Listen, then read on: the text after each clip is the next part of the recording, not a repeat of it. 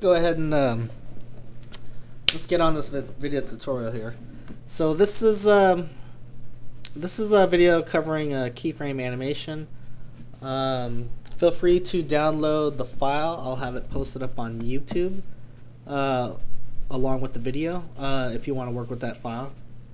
Otherwise, we're going to be covering keyframe animations, working with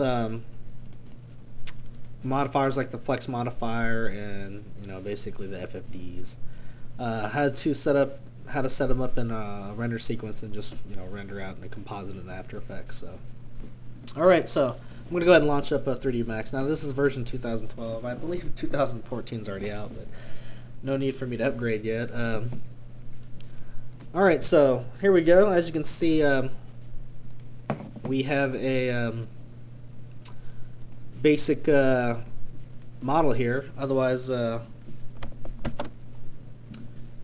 it's basically a cartoon spray can, and you can see here it's in isoline displays. So if I click on the object here, you can see I got my turbo smooth on. Here's without it. Here's with the isoline's on and the isoline's off. So this is the true wire, in turbo smooth, but this helps kind of speeds up the processor.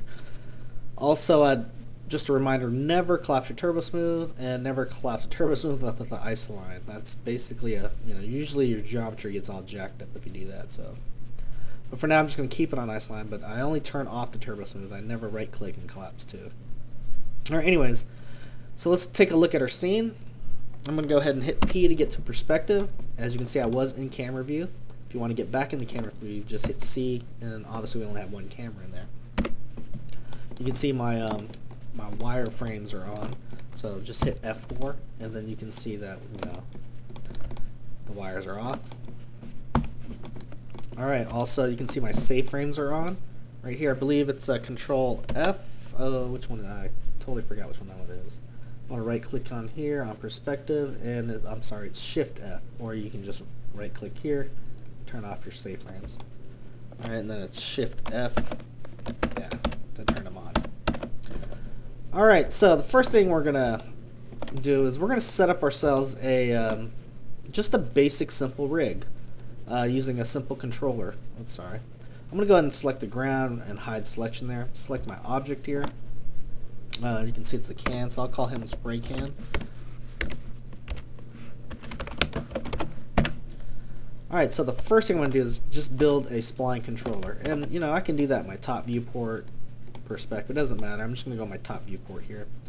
And I'm going to draw down a simple spline, otherwise a shape, a circle, that is. I'm going to click that to activate it.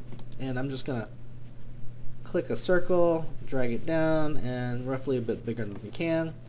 And I'm going to go ahead and turn the color of that spline. You can take a Z up on it by hitting Z.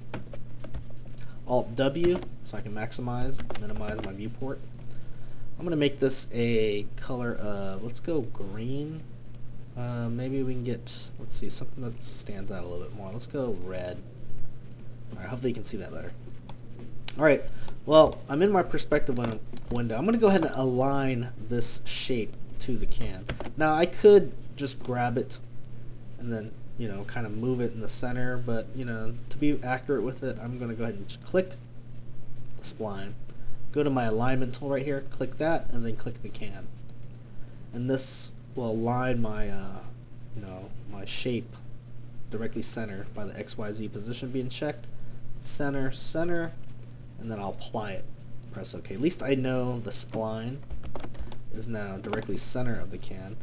And then I'm just going to kind of move it down, not to the ground though, because I don't want to go under the ground. See, if I have it too low, it's hidden under the ground, so I'm going to raise it just above. That way we can easily grab our controller. Alright, from there now, I'm going to go ahead and link the can to the controller.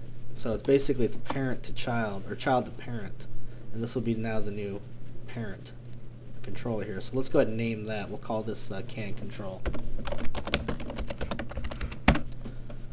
Alright, and then from there now I'm going to take the can, use my link tool here, select the link, turn it on, just you can see once I hover over the can now, it's got these kind of chain link, look, a square chain looking cursor. But click, hold down the mouse, and drag it. So that's click and drag, right click on the mouse, hold it, and then link it to the spline. Now you should be able to grab the spline and the can moves with it. So that would be the way we're going to control our can around, you know, when we rotate them and stuff.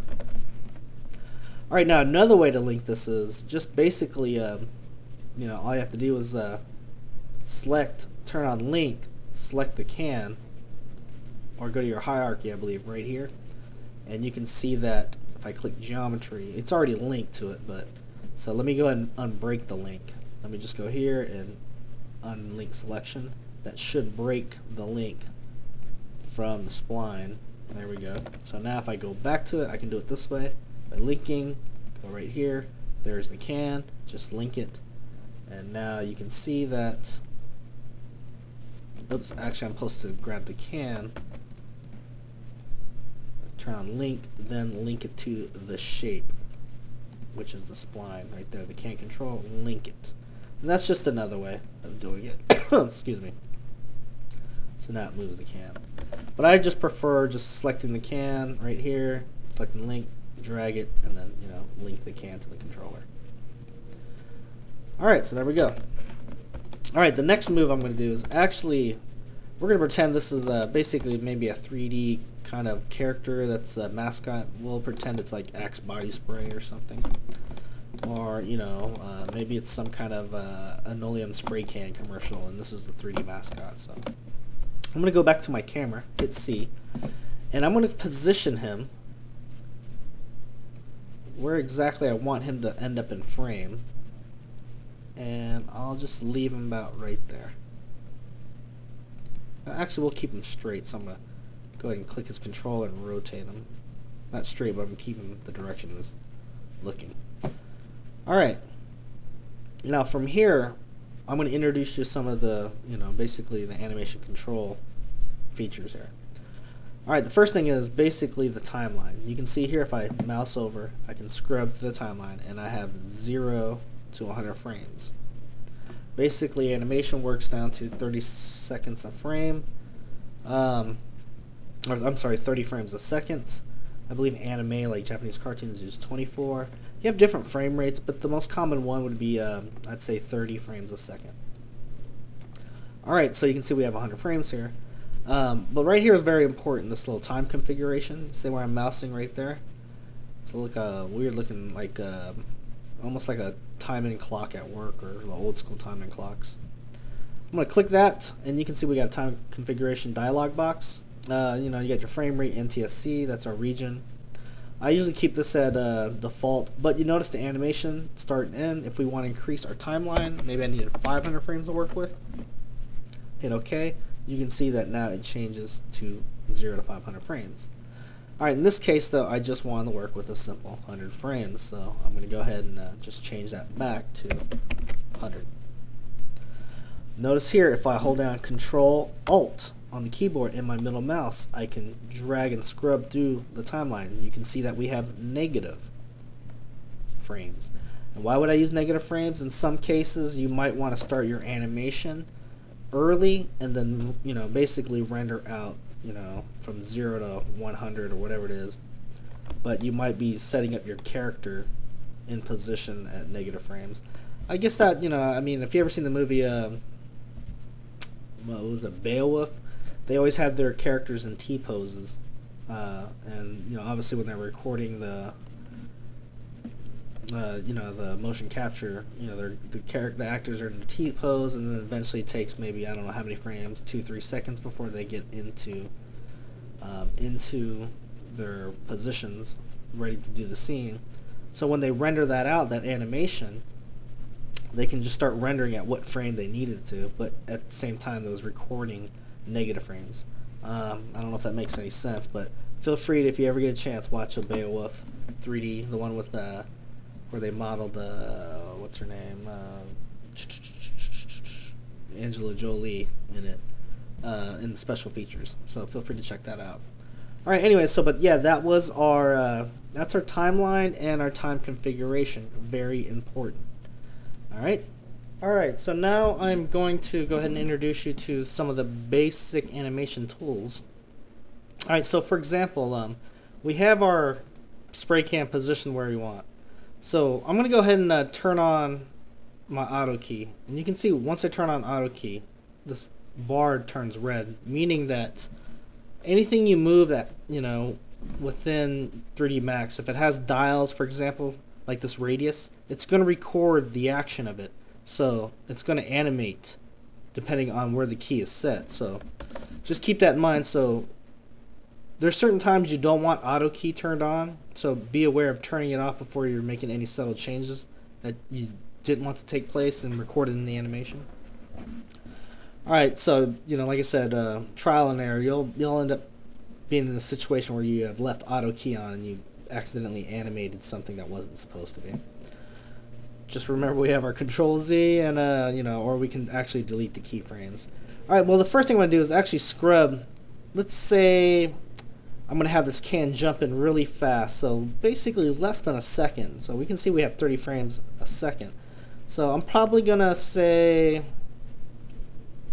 maybe less than a second. Let's say 25 frames here. I'm going to go ahead and click my keyframe. So I have auto key, I'm going to set the key. You can see right now we have set the key for this controller, which is the can control, the spline. That's what we're using to animate the can. Alright, so you can see the first keys there. You can see I can grab it and move it, scrub it through with my mouse, or I can just delete it if I have to using the delete key, or at the same time I just Control Z that. You can actually duplicate keys. I can shift drag and duplicate a key. So those are helpful little tips right there. Anyway, so I'm going to go ahead and bring them back to, say, frame 5. And I'm going to go ahead and, my auto key is on, so if I move him back in frame and position him where I want him to be at the start of the animation, it's going to record it. So now you can see it just set that key by basically me moving the position of that controller. And now that is the start of it at frame 5. That's why I positioned it back at 5. And as you can see, as we scrub through now, it tweens it from 5 to 25 frames. Alright, now notice if I go, say, somewhere in the middle here, my auto key is turned on still. If I raise it up, let's say he leaps out, not quite leaps out all the way, but he kind of leaps. So you can see the auto key will actually take care of the arc for us. So you can see he kind of jumps into frame. So we'll see it from another angle here. You can see right here, from the side view, he's just like jumps. Alright. And notice my keyframes are gone. Why? Because you have to select on the object that you are keying and the keyframes will show up. So you can see a basic auto key, we can get basic tweens, kind of like if you're familiar with Flash, we can tween an object. And if we decide to say he's moving up here, maybe I wanted to move him down here, and you can see that, and then he jumps, kind of slides, then jumps. So you can actually position where you want it to be and then do the tweens by moving the controller around. Alright, but that's all I wanted to do. Was I wanted to test his leap, his arc, basically, from frame 5 to 25. Now I'm going to go ahead and turn off my auto key here. Now for example, if I want to see this in real time, now since we don't have too much geometry in here, you see these VCR playheads? If I hit play animation, you're going to see it. That comes in pretty fast, but that's not the true, basically the true timing of the animation. Right now, yeah, I got a pretty decent processing speed, using a box workstation and stuff, but if you really want to test out the proper timing of the animation, you have to be familiar with the make preview features, which used to be in the older, I think 2011, you'll find it here, animation, and there's something called make preview, but this is 2012, so they switched it to tools, grab viewports, create animation sequence, or view animation sequence file. If I click that, oops, not that one, I'm sorry, tools, grab viewport, create animation sequence file, you're going to see the make preview dialog box open up here. And usually I just keep the resolution. I mean, if you want a bigger resolution that you can view it in, feel free to, the percent of the output if you want to increase it. I'm going to keep it standard here, maybe something like a 422. That's fine. I need something small. Alright, and then the output, I'm going to click on Microsoft, and then I just usually crank these up to 100, and then the configure I usually have to 100. You know, this is not serious or nothing, you know, super important or anything. It's just, you know, I just want to look at the the viewport a little bit clearer than normal. And once I hit OK and I hit create, it's going to generate the frames, and then a video player is going to pop up, and then you can see how truly fast or how the true timing of the animation is. So there he is. Alright, that looks pretty good. The thing is, if you're working with a huge set and you have a lot in there generating, yes, it's you know, the processor is going to get bogged down, so you would never see the true timing of the animation unless you use the grab viewport feature. But based off of what I saw there, I'm going to go ahead and just move these keyframes a little bit closer to each other, because I want him to kind of jump a little bit faster there. So now I'm going to go ahead and test that out. Now it looks good. So if I want to test that one more time in true, to see the true timing of it, I'll just go to Views, Grab Viewport. So that's Tools, Grab Viewport, Create Animation Sequence File, and I'm just going to hit Create. And this will pop up the player, and then you can see the true timing of it.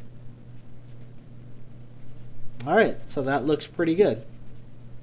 Now it depends on what kind of player you have. It might open up in, usually it opens up in a window media formats player, because it is an AVI. So, all right, okay, so that's pretty good.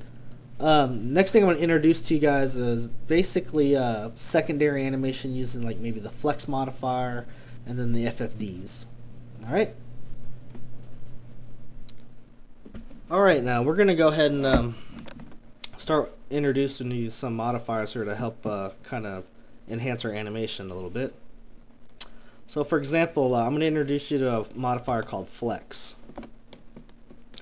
So the first thing I'm going to do is I'm in perspective, so just in case you're in camera mode, hit P, I'm in perspective, and I'm just going to select on one of these, you know, some of these vertexes here and Z up on them. Now notice I changed my marquee tool to the drawing one. So if you want to change your marquee tool, just you can click down here and just hold it down, and then there's different types you can work with. For now I'm just going to use this one. Notice I'm in vertex mode, and I'm going to select these vertexes up on top. But be careful when you're selecting. Make sure you're not selecting vertexes that you don't want to affect. In this case, I didn't want any of these down here. So if you want to deselect vertexes, just hit Alt, mouse around them, and that should deselect them. Alright, with those verts being selected, I'm going to go ahead and drop a modifier on it. So notice these are activated right here. Drop down to flex modifier. There we go. You can see the flex is now just affecting those vertexes. So whatever you do, once you get the flex affecting those vertexes, don't come down here and deselect the verts, because if you do that, then the modifier does not affect it, and it affects the whole object now. So let's go back to our verts and make sure we have them turned on. Alright, back to the flex. In the stack, if I click on it, you can see we have parameters by default. So now you can see that when I mouse over at the animation, there's going to be a little bit of secondary bounce to his cap, or the spray can's cap. Now we can adjust these flexes. If I want to say go 5 on the flex, notice he will flex even more depending on you know, the force of the animation, how fast it's going. For example, if the animation was really slow, if these were spread out, the flex wouldn't be as effective. See? But now, I'm going to Control Z back. Now you can see we have more of a flex. And then of course we have like the sway and different adjustments you can mess with. But for now I think 1.0 is good enough. The standard. So now when he jumps, we got a little bounce. There we go. And this of course works with our turbo smooth when we turn that on. So you can see a little bounce. Alright, next move I'm going to do is I'm going to go ahead and drop a bend modifier onto my stack. But before I do that, I'm going to go ahead and drop an edit mesh to break it up. It's usually good to drop a new edit mesh or an editable poly. This way it doesn't affect our flex modifier. So now it's basically, it's basically just controlling the stack. So now I'm going to go ahead and drop a bend modifier on there. And notice this is going to affect the whole cage here, or affect the whole object. So as you can see with the bend modifier now, even though I didn't select anything within the edit mesh, I'm just breaking the stack up. So now you can see I can bend the character or the object. Of course, we have the angles, the directions, and of course you have the different axes right here. Alright, so you can experiment with those. And also, if let's say I bend it, let's go 0 degrees here. Notice if I go to my gizmo of the bend, I can bring it down so it affects the bend at the position maybe I want it for, maybe I want him kind of flat to the ground, but yet, he kind of wiggled around back and forth up here. Kind of like the dancing macaronis on that cheesy macaroni commercial with the blue dinosaur. And bends only work based off if the geometry, if the object has enough geometry to bend. So for example, if I throw let's say a cylinder here, and the height segments, if I don't have that extra geometry there, if I try to throw a bend on that, it doesn't work properly. See, we don't have the geometry for it to bend unless I go back, either cut them in or add the extra segments, and then you can see we have a smoother bend. Alright, so I'm going to go ahead and delete that out of there. Alright, back to our character here. I'm going to keep my gizmo, let's say at the base level. I'm going to bring him back. And I'm actually going to Z up on him. Notice I'm in a perspective view. Animation starts around 5, so when he leaps up at 5. So I'm actually going to turn on my auto key here and start keying in this bend. So he leaps up at 5, so I'm going to have him maybe keyed in right there. So I'm going to move him up a couple frames before he leaps and then bend him. And then possibly raise the gizmo up a little bit, just so it kind of times that, or times the animation. So now when he jumps, so he kind of hops in the air. So let's go to our camera view and see how it looks. So now he's jumping, and I'm going to bend him a little bit more, as if he's trying to, really leap out there. Notice the auto key is keying it. And he's going to start moving forward now as he's about to land. So let's kind of bring that key back further. He's about to land. He's going to hit the ground right about here. So I'm going to bring the bend down. That should key that. So let's see how it looks. Alright, there he goes. Hits. But let's have him hit right here, but let's keep him bent all the way down, and I'm actually gonna bring that bend back on the keyframe here, bring him down slightly, and then bring the gizmo down. So it's something like this. So he jumps, hits the ground, and then let's go ahead and have a little force here moving forward, and then I'm gonna bring him back slightly as if it was the gravity, or basically the force bringing him back, and then slightly forward again. And let's go one more time and move down the timeline, bring him back. Alright, now with the auto key there, I'm going to go ahead and turn it off so I'm not making any sudden moves and recording it. So now I'm going to test out my animation. So here he is, jumps, hits the ground. Let's see how much he wiggles. His cap. So I'm going to test the animation out. I'm going to turn on my turbo smooth. Let's bring this up to the top, drag it up to the top of the stack. Turn it on, and let's go ahead and do a RAM preview, or I should say a grab viewport, and create animation sequence.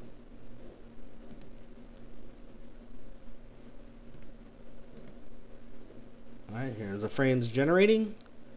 Alright, let's see. Here comes the player. It's popping up. Let's test the timing out and see how... Okay, it's a little fast, but you can see the timing.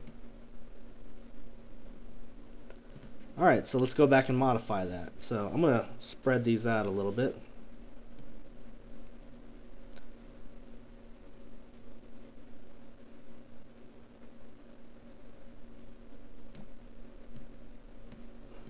Spread these keyframes out.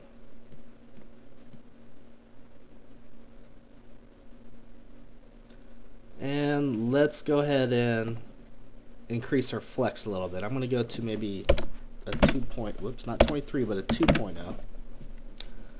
And let's go ahead and generate that. I'm going to go ahead and test this out. That looks better. Let's even go higher. Let's go a 3.0 on the flex. Test that out again.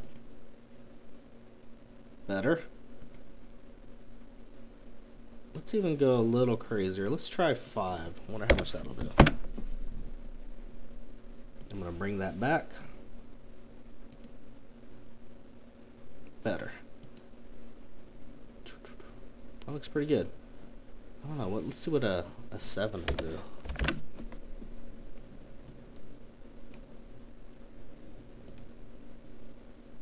Alright, nice. Alright, so I'm going to go ahead and test out the timing.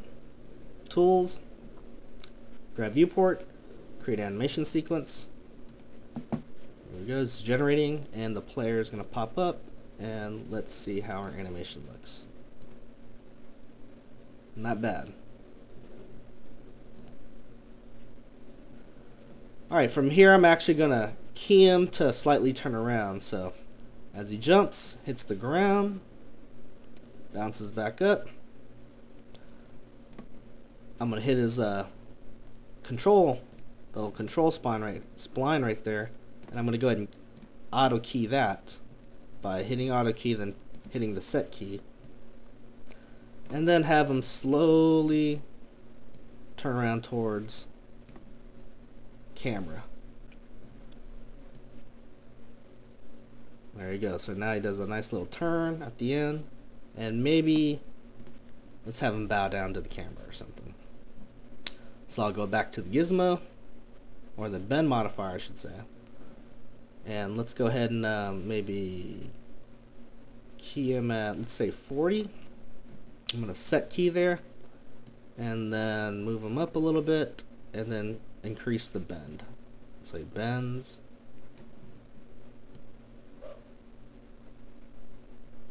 Oops, let's make sure this is keyed backwards, so he's looking up first. And then he starts to bend.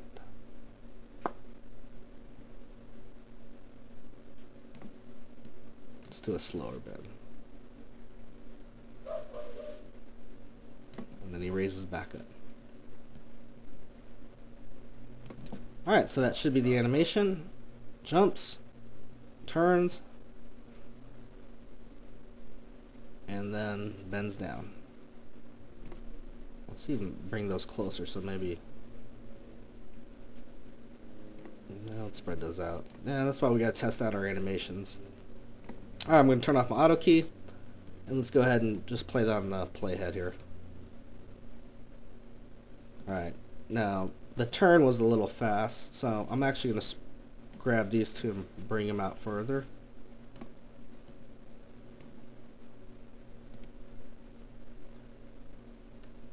Alright, I guess that's pretty good. Alright, let's tighten up that little bow. Alright, let's test out the animation in real time. Tools, grab viewport, create animation sequence. It's generating the frames.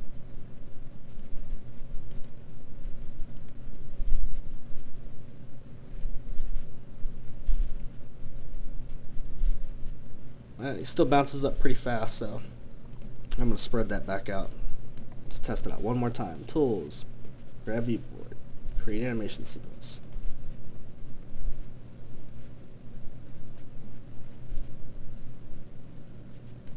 And let's play that again. Alright, that's better timing on the animation. Now you can see how handy the the tools grab viewport to make preview animation really comes into play here, so you can test out the timing of your animation. Alright, that's so far what I wanted to cover. Now I just introduced you to the flex modifier and the bend modifier. Now we could add some more modifiers to even enhance the animation, maybe to enhance some anticipation, and that's by using our FFD modifiers, and I'm about to introduce you those next. So I'm going to go ahead and save my file here, and then we'll continue on.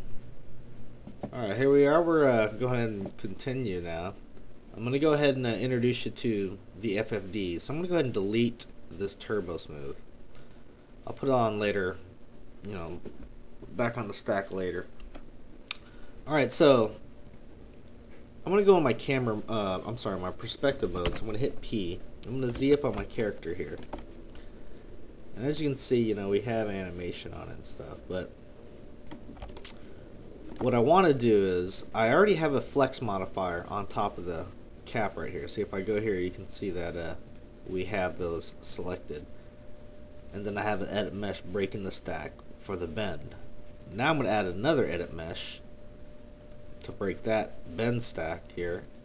And I don't really technically need to select anything, but I can throw FFDs on certain areas. So if I did want to select, or if I do want to select maybe the middle portion right here, just those verts.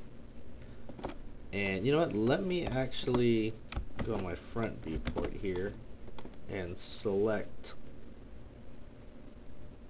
all those verts from the top, and then I'll throw an FFD modifier, and I'll probably use maybe like a 3x3, and there's different FFDs you can use. There's 2x2, 3x3, 4x4, and then there's the custom box or the FFD cylinder, things like that. But I'm just going to stick to the standard 3x3. That gives me basically 9 points, a cage I can work with. And I can go ahead and throw my turbo smooth right back on top to see it in smooth form. Iceline displays. Now watch. I got my control points here. And now I can actually expand it, basically deform the mesh in specific ways. And I use these FFDs a lot, especially for like morph targets. So it's a good way to add secondary animation.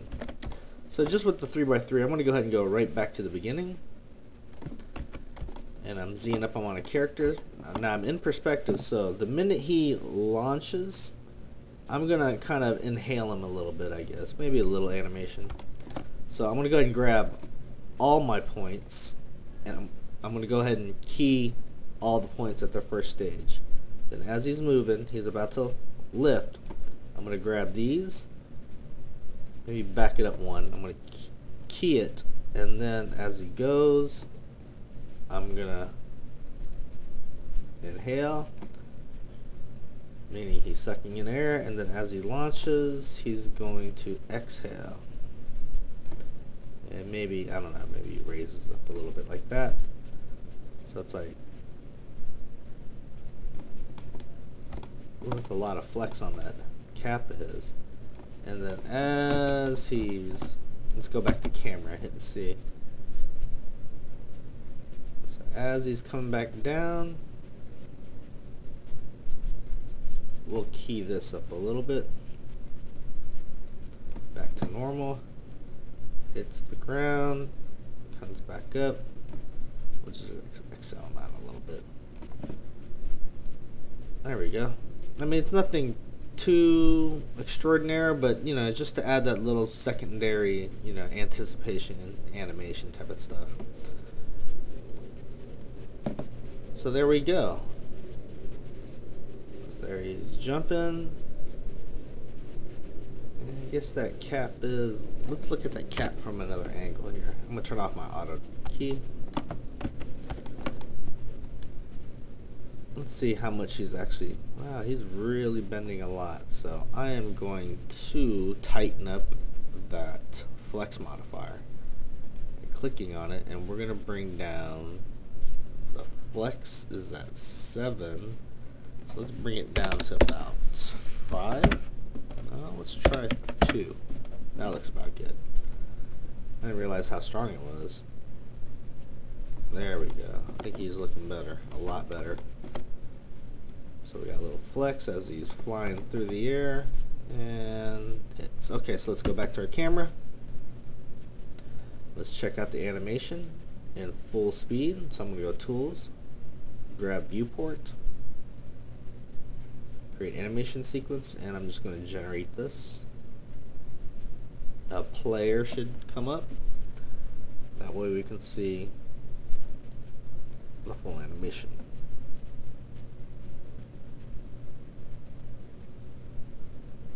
That's why I had the flex from that angle a little stronger, because I want a little more flex on the top.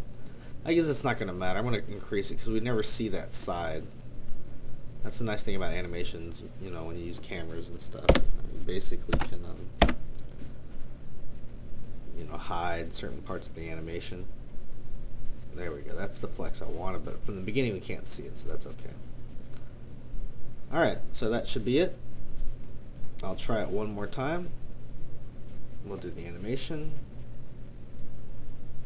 See, expands. Alright, so I'm going to go Tools, create animation sequence, and generate it again. And there we go. Boom.